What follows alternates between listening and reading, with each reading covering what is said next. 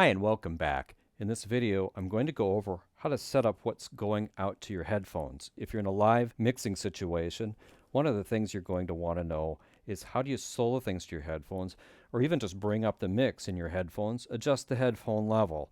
Really obvious questions. I'm going to answer those in this video. Now the headphone jack is located right down here on the front edge of the board, and I've got our audio, the audio that you're going to hear is going to be through the headphone jack in this video. And then the two sections that we're really interested in is this knob here called Q and this section, as well as this section here where you actually see that there's a phones knob as well as some other buttons to control what comes to the headphones. So basically, we call this the monitor bus. This little section here controls what goes to the monitor bus. It also controls what goes out to your control room. We're going to talk about that in the next video, but this knob controls your control room monitors if you have them in your setup. But this is the phones level, and so if we're going to hear anything, we need to have that on. Also, we would need to assign something to it, or we'll hear nothing. If I engage main right here, that means we're going to take the main mix and put it into the phones, and this should control the phones level. So I'll play back our mix and adjust this, and we should be able to hear through our headphones.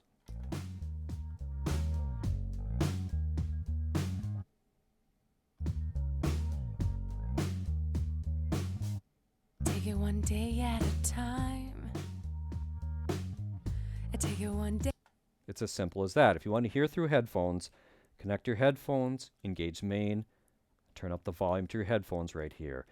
Now what about soloing? Well, soloing uses this Q knob over here, and so we need to have this turned up as well. This is called the solo bus, or these controls are related to the solo bus. So if we solo anything, it will be affected right here. Now to hear what's going on the solo bus, you'd need to hit the solo button over here on your monitor bus. So I'm going to turn off main, and I'll turn on solo right here, and then when we solo something on a channel like this lead vocal, we should be able to hear it in the headphones. So I'll play back. Baby, believe me when I tell you I ain't leave. Would you just lay your head back down? And I don't know where I'm going, but I know I wanna stay right here. You don't know where you're going, but I think that's why. All right, so one of the things you might want to do is get something kind of like we had with solo in place. Solo in place puts the solo bus to the main, essentially muting everything else that you're not hearing that's soloed. Well, you could get the same effect by just hitting these two buttons together. So when you're mixing sound, this is a very common trick that you're going to want to do when you stick your headphones on. You want to solo off one item while muting the mains. You just hit these two buttons together. So I'll show you how that works. I love you more and more. I love you more and more. So hold my hand. Oh, that I stand right by your side in all these good and bad times. Oh, I'm done. I think it's time to call this place home. So that is really the essentials. You'll see that the solo bus volume is controlled by the Q knob. We also have one more control here called PFL.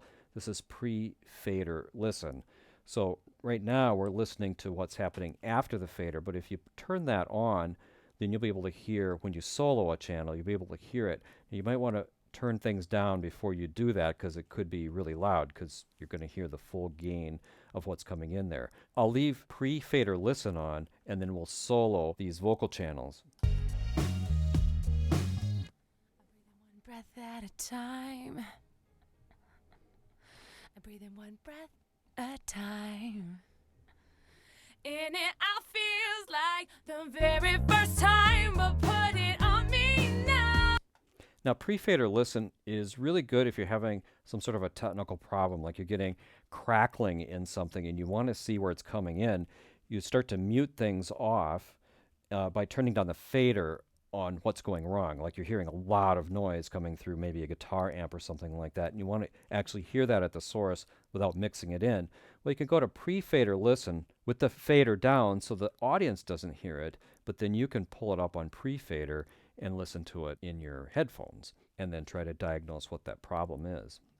Now, SIP is for solo in place, and I've covered this several times before, but typically you don't want solo in place engaged during the show, and it doesn't even turn on by just hitting it. You have to actually hold it down for a couple of seconds before it goes on. Sometimes this is called destructive soloing because it actually, when you solo something, it will actually mute all the other channels, and this directly affects what's coming out to the main mix. And you typically don't want to do that other than during a sound check. So you normally leave that off during the show. If you want something like that, as I showed you the trick before, you would have your mains on, listen in the monitors, and then hit these together. You'll go to your solo bus, and you'll hear whatever is soloed here. To get back to what's on the mains, you hit these two together, turns off the solo bus, and goes back to the mains. Now, the monitor bus also includes controls for tape, which allows you to listen to the tape input through the phones, and it has a FireWire input to route the return off of a computer. We're not going to cover that in this video, but you can turn that on or off right here. So with that, you should have a pretty good understanding of how to get things into your headphones and how to solo to your headphones with the StudioLive mixer. Thanks for watching. I'll see you in the next video.